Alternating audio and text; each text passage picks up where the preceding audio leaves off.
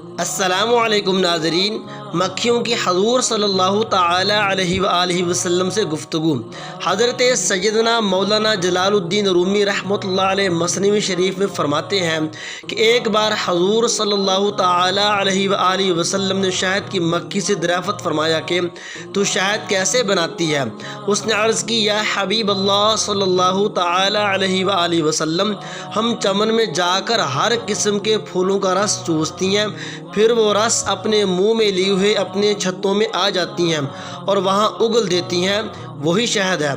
حضور صلی اللہ تعالی علیہ وآلہ وسلم نے ارشاد فرمایا، پھولوں کے رس تو پھیکے ہوتے ہیں اور شہد میٹھا، یہ تو بتاؤ شہد میں مٹھاس کہاں سے آتی ہے؟ مکھی نے عرض کی، ہمیں قدرت نے سکھا دیا ہے کہ چمن سے چھتے تک راستے پر آپ صلی اللہ تعالی علیہ وآلہ وسلم پر درود شریف پڑھتی ہوئی آتی ہیں۔ شہد کی یہ لذت اور مٹھاس درود پاک کی برکت سے ہے۔ سبحان اللہ۔ اللہ تعالی ہمیں ہر وقت درود پاک پڑھنے کی توفیق عطا فرمائے۔ ویڈیو اگر اچھی لگی ہے تو ثواب کی نیت سے شیئر کریں۔ جزاک اللہ۔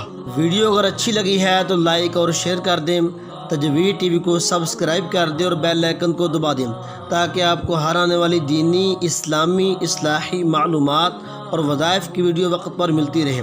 ملتے ہیں اگلی ویڈیو میں، تب تک اللہ حافظ۔ السلام علیکم ورحمۃ اللہ وبرکاتہ۔